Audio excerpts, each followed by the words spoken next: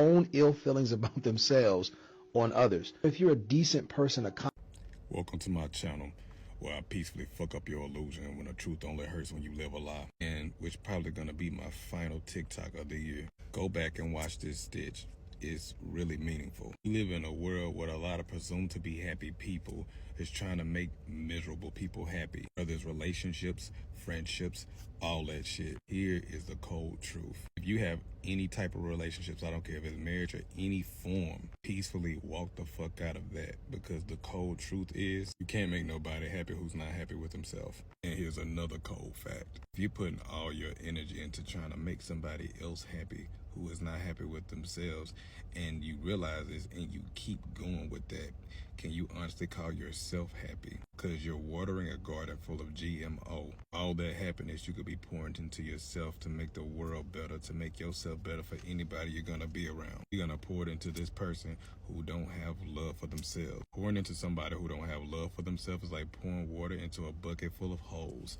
It's never gonna get full. That is a metaphor for all the people who do all they can in relationships, friendships, and it still isn't enough. And the cold fact is, you will never be enough to somebody who isn't enough to themselves. And misery loves company. Growing up in a situation, y'all come from the same school, same neighborhood, maybe even the same household. Y'all had the perfect relationship because y'all were trauma bonding. One of you stopped and said, you know what? I'm going to rise to the next level and be the best that I can be. I'm literally going to be all that. And shit start happening in your life. Do you know why the person that you grew up with that used to be your best friend don't fuck with you no more, can't stand you? Because you're holding up a mirror that eliminates all the excuses of being a fucking nobody. Because misery loves company. I need people around me to enable me to keep doing the same failure bullshit. Shout out to Brother Kane on this one. Some people cannot literally express how much they like you, but come out in other fucked up ways. I'll give you another childish example. The girl on the playground that you grew up with, she can't express that she really like you,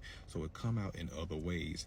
She start picking on you, start pushing you around, and all of these other things, start random arguments with you. When people don't know how to express themselves, they express it in other fucked up ways. You'll have that one somebody be like, I don't like that motherfucker. Somebody else is like, why don't you like them? I don't know, it's just something about them. But you don't know the reason, so you're expressing what you don't know how to express in a whole nother way. In other words, you're really saying, I hate that I love you. You are impressed with him. But break down that word impressed. Separate the word impressed. It will literally be I'm pressed. Pressed that you make it seem so easy. I'm pressed that you seem like one of God's favorite. I'm pressed that I won't even try.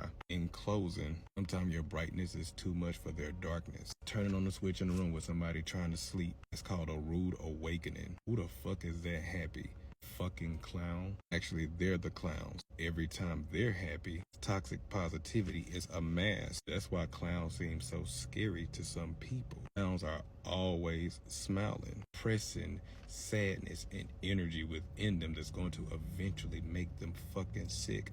That's called toxic positivity. You know, a little personal story about me. I was a child, you know, I grew up in a house with 4 brothers and sisters, you know, parents. I was never like, I couldn't go to sleep at night. It was like really fucked up of me. I walk through the house, look at everybody's rooms and see them sleeping peacefully, and I used to get mad that I couldn't fucking go to sleep. Maybe because I was receiving all these downloads at an early age. Fast forward to my adult years, still watching everybody asleep, and I'm asking, why am I the only one awake? For those who need it.